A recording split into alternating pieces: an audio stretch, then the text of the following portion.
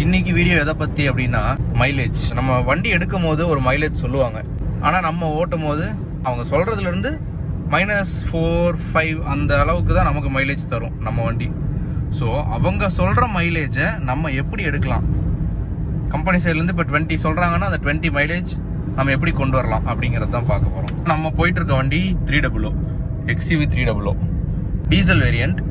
And நமக்கு சொல்லும் போது 18 to 20 வரைக்கும் மைலேஜ் சொல்லியிருந்தாங்க. எம்ஐடிலே காட்டும் அது ஆவரேஜ் ஃபியூல் எஃபிஷியன்சி. நம்ம ஓட்டுறதை பொறுத்து ஃபியூல் எஃபிஷியன்சி வண்டி எப்படி எடுத்துகிட்டு இருக்கு, கிலோமீட்டர் பெர் லிட்டர் எப்படி எடுத்துகிட்டு இருக்குங்கிறத நம்ம வந்து எம்ஐடிலேயே பார்த்துக்கலாம்.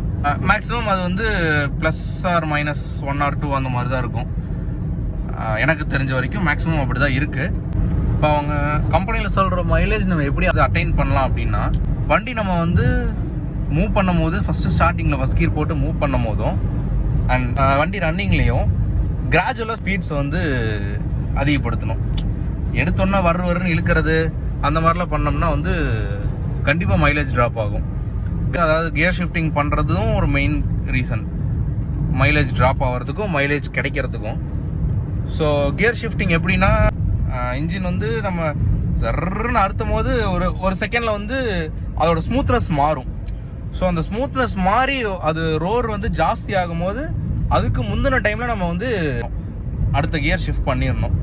ஸோ அப்படி பண்ணும்போது நமக்கு என்னென்னா மைலேஜ் வந்து கரெக்டாக மெயின்டைன் ஆகும். இப்போ நம்ம போயிட்டு இருக்க வண்டியோட மைலேஜ் வந்து பார்த்தீங்கன்னா 20. ஸோ கியர் ஷிஃப்டிங் ரொம்ப முக்கியம் மைலேஜ் எடுக்கிறதுல. ஸோ அதை மறந்துடாதீங்க. அண்ட் அதே மாதிரி ஸ்பீட்ஸ் வந்து கரெக்டாக மெயின்டைன் பண்ணுங்கள். இப்போ நான் வந்து இந்த மைலேஜ் கொண்டு வரதுமே வந்து 80 to 100, மேக்ஸிமம் 80 to 100 கரெக்டான ஒரு ஸ்பீட்ஸ் தான். ரொம்ப அதிகமான ஸ்பீட் கிடையாது, ரொம்ப கம்மியான ஸ்பீட் கிடையாது, கரெக்டான ஒரு ஸ்பீட்ஸ் தான்.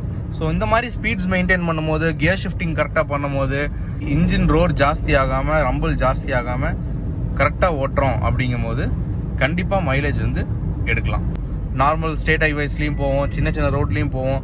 இது எல்லா இடத்துலையும் நம்ம அந்த இடத்துல எப்படி வந்து ஸ்பீட்ஸ் மெயின்டைன் பண்ணணும், இன்ஜின் ரம்பிள் எப்படி கொண்டு வரணுங்கிறத வந்து கரெக்டாக பார்த்து, ரொம்ப ரம்பிள் பண்ணாமல் இன்ஜின் ரோர் ஜாஸ்தி ஆகாமல் கரெக்டாக கியர் ஷிஃப்ட் பண்ணிட்டோம்னாலே இந்த மாதிரி மைலேஜஸ் நீங்களும் எடுக்கலாம். அண்ட் மறக்காமல் கமெண்ட் பண்ணுங்கள் உங்கள் வண்டி என்ன மைலேஜ் கொடுக்குதுங்கிறது. 300 யூசர்ஸாக இருந்தீங்கன்னாலும் 300 நீங்கள் வச்சுருக்க 300 பெட்ரோலா டீசலா? பெட்ரோல் என்ன மைலேஜ் தருது, டீசல் என்ன மைலேஜ் தருது சொல்லுங்கள்.